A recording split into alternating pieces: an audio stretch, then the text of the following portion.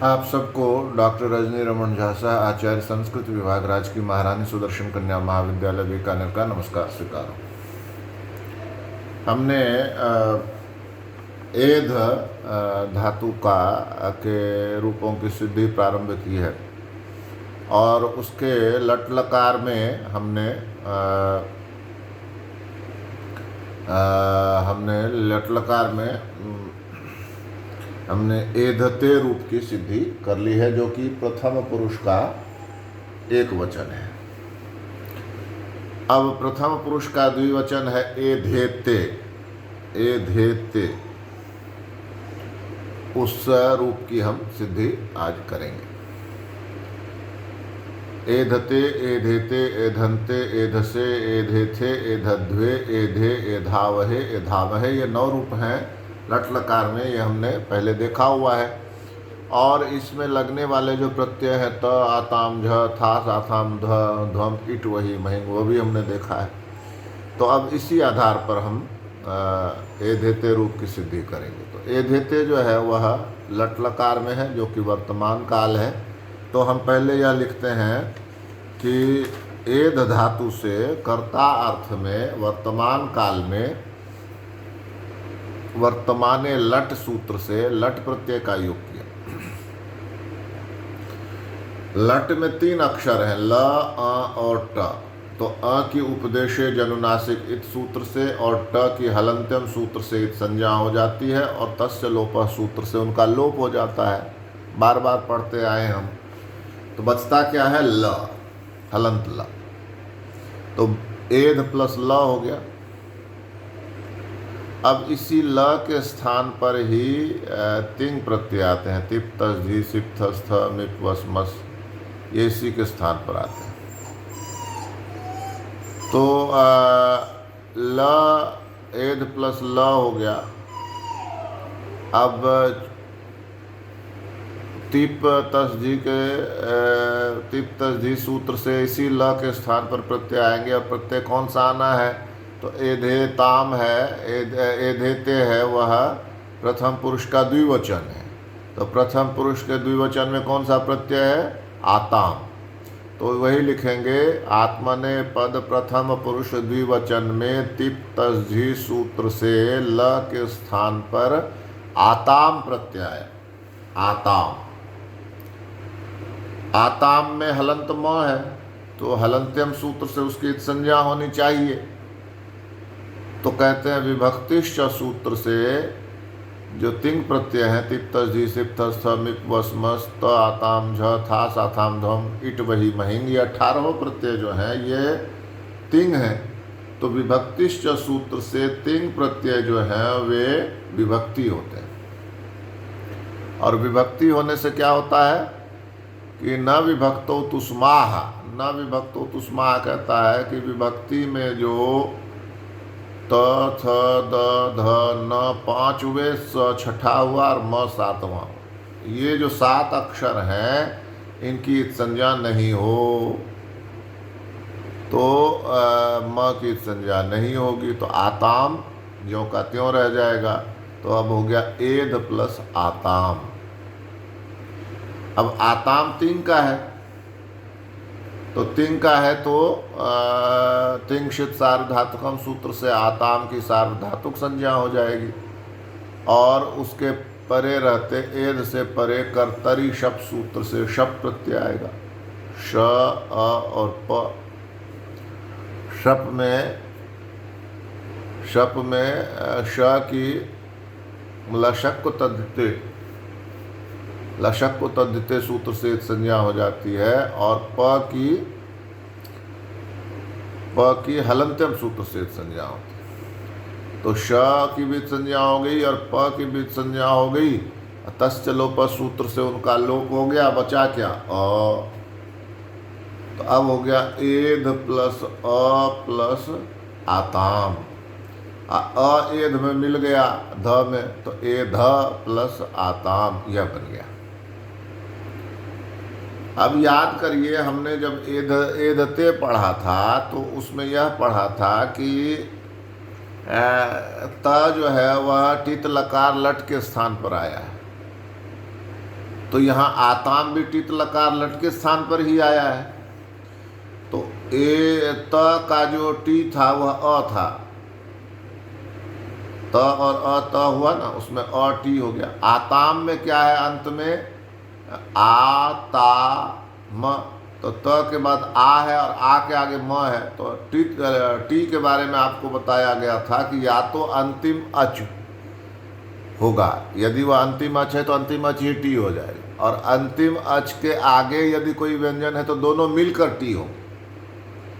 तो आताम में आ और त के बाद जो अ है, त के आगे जो आ है, वो आ और म मिलके आम जो है, ये आम आताम में क्या होगा, टी होगा। तो क्या हुआ, टित आत्मने पदानाम टेरे, इससे आम को ए हो जाएगा। तो क्या हो गया, एद प्लस आते, पहले आताम था, आम का ए हो गया, तो ए ते हो गया, आते, एद प्लस आते। कुछ भी परिवर्तन होता है उसका मूल रूप नहीं बदलता, वो वही माना जाता है। तो आते जो है वो आताम ही है, यानी कहने का मतलब क्या हुआ, आते आताम है का कहने का मतलब क्या है कि आते भी तिंग ही है, आताम तिंग है ना, तो आताम आते बन गया, तो आते भी तिंग ही है, यही कहने का मतलब है। तो आते आताम क्या है, आते या आताम क्या है, यह तिंग है, और यह पित्त नहीं है, इसमें प की संज्ञा नहीं हुई है ना, इसलिए पित्त कौन कौन से हैं ध्यान करिए, तिप में प पित्त है, सिप में प, मिप में प, तो जो पित्त नहीं है उसको अपित्त कहते हैं। तो आताम में प की संज्ञा नहीं हुई है इसलिए अपित्त है। तो सार्वधातुकम अपित्त सूत्र जो होता है उसको गित माना जाता है, क ख ग घ ङ गित। जो पित्त नहीं है उसको गित मानते हैं। तो आते भी गित हो गया, आते यानी आताम, आताम गित हो गया, तो आते भी गित हो गया। तो एध जो है, एध अंग है, अंग है, ध्यान करिए, अंग किसको कहते हैं, यस्मात् प्रत्यय विधिस् तदादि प्रत्यय अंगम, जिसमें प्रत्यय होता है, यस्मात् प्रत्यय विधि, जिससे प्रत्यय होता है, तदादि उसके पहले जो वह जो प्रारंभ में आदि में होता है वह अंग कहलाता है, तदादि प्रत्यय अंगम। तो जिसमें प्रत्यय लगता है, एध में प्रत्यय क्या लगा था, आताम, और एध में फिर अ आ गया और एध क्या हो गया, एध बन गया। अब प्रत्यय क्या है, आताम।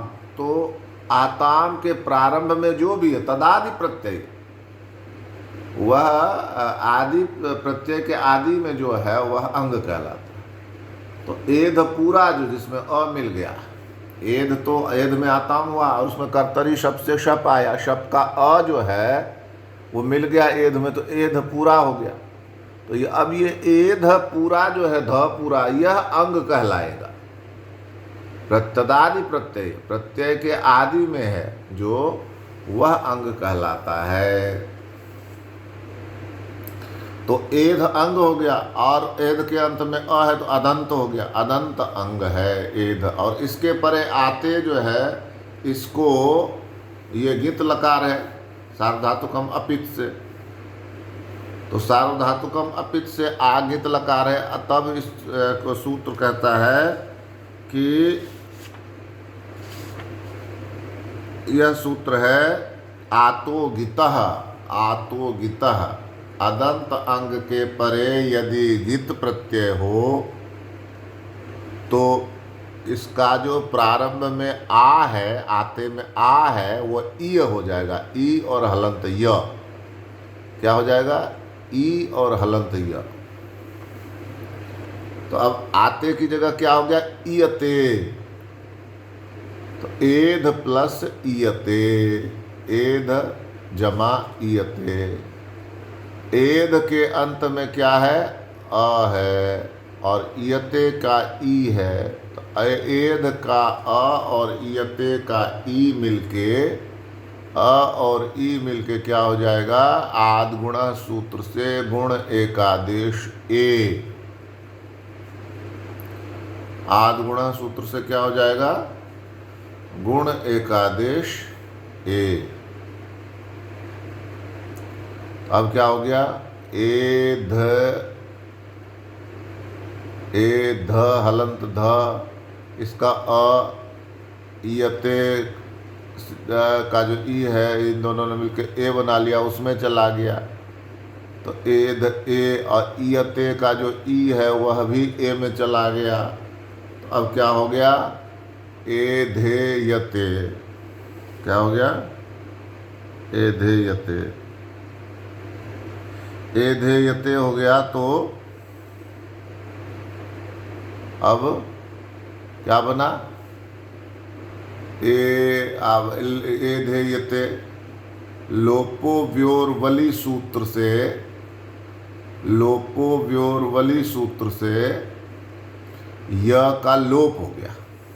य का क्या हो गया, लोप हो गया।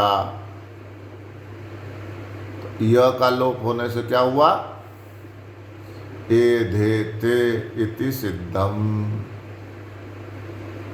लोपोव्योर्वली ने य का लोप कर दिया। एधेते, एधेते, एधेते, य का लोप हो गया। तो अब हो गया एधेते। तो इसको एक बार फिर से तेजी से जल्दी से देख लेते हैं। फिर से एध है, एध में ल हो गया लट का, तो एध प्लस ल, ल के स्थान पर प्रथम पुरुष द्विवचन में आत्मनेपद में आताम आया, तो एध प्लस आताम। और आताम के परे रहते कर्तरी शब्द से शप आया, अ हो गया, एध प्लस अ प्लस आताम। और आताम का जो आम है वह टित आत्मनेपदा नाम टेरे से आते हो गया। तो एध प्लस ए हो गया, तो आते हो गया। एध प्लस अ प्लस आते बराबर एध प्लस आते। और अब सार्वधातुकम अपित से आते जो है वह गित हो गया, और एध जो है अंग है, अदंत अंग है, उसके परे जो आते हैं उसके आ को ई हो जाएगा, आतो गितः सूत्र से। तो एध प्लस इयते हो गया। एध का जो अ है और इयते का ई है, दोनों ने मिलके ए बना लिया। कौन सा सूत्र से, आद गुणा सूत्र से। तो एधेयते हो गया। अब यह जो है इसका लोपोव्योर्वली सूत्र से लोप हो जाएगा। क्या हो गया, एधेते। तो एधते, एधेते द्विवचन में हो जाता है एधेते। इसमें जो ध्यान करने वाली, विशेष ध्यान करने वाली बात है, एक देखिए क्या कहा, सार्वधातुकम अपित।